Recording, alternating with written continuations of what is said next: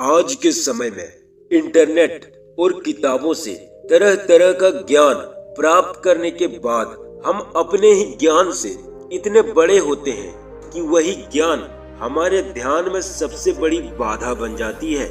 इस कहानी को आखिर तक सुनने के बाद आपको यह एहसास हो जाएगा कि अपना ज्ञान खाली करना कितना आवश्यक होता है। दोस्तों, इससे पहले कि आप कहानी में खो जाएं, जल्दी से इस चैनल को सब्सक्राइब करके बेल नोटिफिकेशन दबा लें ताकि आपको ऐसे वीडियोस रेगुलर मिलते रहे। तो चलिए शुरू करते हैं। ये कहानी उन 4 स्त्रियों की है जो आत्मज्ञान पाने के लिए भिक्षु बनना चाहती थी। वो स्त्रियां काफी गुरुओं के पास जाती है, लेकिन कोई भी उन्हें दीक्षा नहीं देता। फिर उन स्त्रियों को एक ऐसे गुरु के बारे में पता चलता है जो इन सब गुरुओं से बिल्कुल अलग थे, क्योंकि उनका किसी को शिष्य बनाने का तरीका बेहद अनूठा था। वो सबको शिष्य बनाने के लिए तैयार होते थे, चाहे कोई स्त्री हो या पुरुष, लेकिन सभी को शिष्य बनाने से पहले वो सबसे एक प्रश्न पूछा करते थे। वो चारों स्त्रियां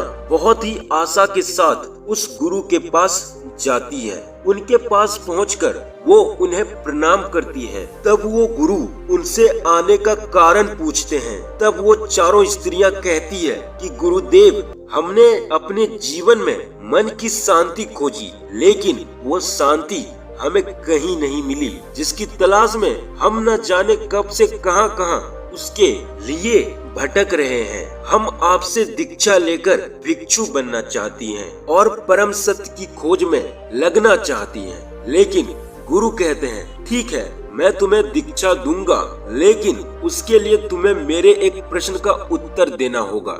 यदि तुम इस प्रश्न का उत्तर नहीं दे पाती तो मैं तुम्हें दीक्षा नहीं दूंगा। तब वो चारों स्त्रियां कहती है, ठीक है गुरुदेव, हम तैयार हैं। वो गुरु कहते हैं, ठीक है, फिर तुम चारों में से जो सबसे पहले उत्तर देना चाहती है वो यहाँ रुके, बाकी सब कुछ दूर पर जाकर खड़ी हो जाओ, ताकि तुम ना तो प्रश्न सुन सको और ना ही उत्तर। तब गुरु पहली स्त्री से प्रश्न पूछते हैं कि मान लो कि तुम एक नाव में हो जिसमें 20 पुरुष हैं और तुम अकेली स्त्री हो। वो नाव समुद्र में कहीं खो गई है, दूर दूर तक कोई किनारा नजर नहीं आ रहा।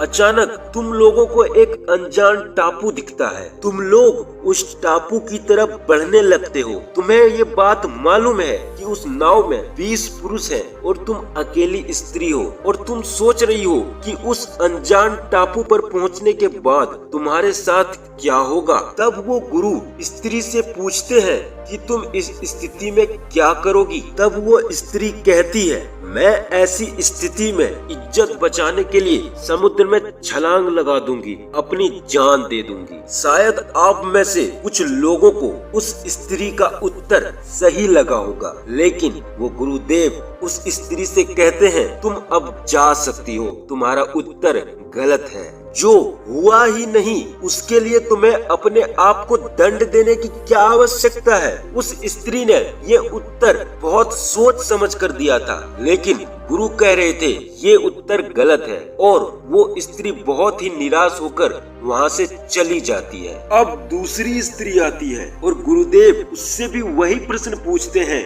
जो पहली वाली से पूछा था। तो वो दूसरी स्त्री उत्तर देती है कि उन 20 में से जो सबसे शक्तिशाली पुरुष है, मैं उसे अपना साथी बना लूंगी। इससे मेरी इज्जत की भी रक्षा हो जाएगी और मेरे प्राणों की भी। शायद आपको ये उत्तर सही लगा होगा, लेकिन वो गुरु उस दूसरी स्त्री को भी कहते हैं कि तुम्हारा उत्तर गलत है, तुम जा सकती हो। एक पुरुष कितना भी शक्तिशाली क्यों ना हो, लेकिन 19 पुरुषों के मुकाबले वो कमजोर ही होगा। वो स्त्री भी निराश होकर लौट जाती है। अब तीसरी स्त्री की बारी आती है और गुरु उससे भी यही प्रश्न पूछते हैं। तो वो स्त्री कहती है, बाकी सब तो ठीक है, 20 पुरुष और मैं अकेली, और नाव समुद्र पर अनजान टापू पर खो गई है, परंतु इसमें समस्या क्या है। असल में वो स्त्री एक वैश्या थी। तो फिर गुरु उत्तर सुनकर कहते हैं, तुम्हारा भी उत्तर गलत है, जाओ और आखिरी स्त्री को भेजो। अब आखिर में वो चौथी स्त्री आती है और गुरुदेव उससे भी यही प्रश्न पूछते हैं। तब वो चौथी स्त्री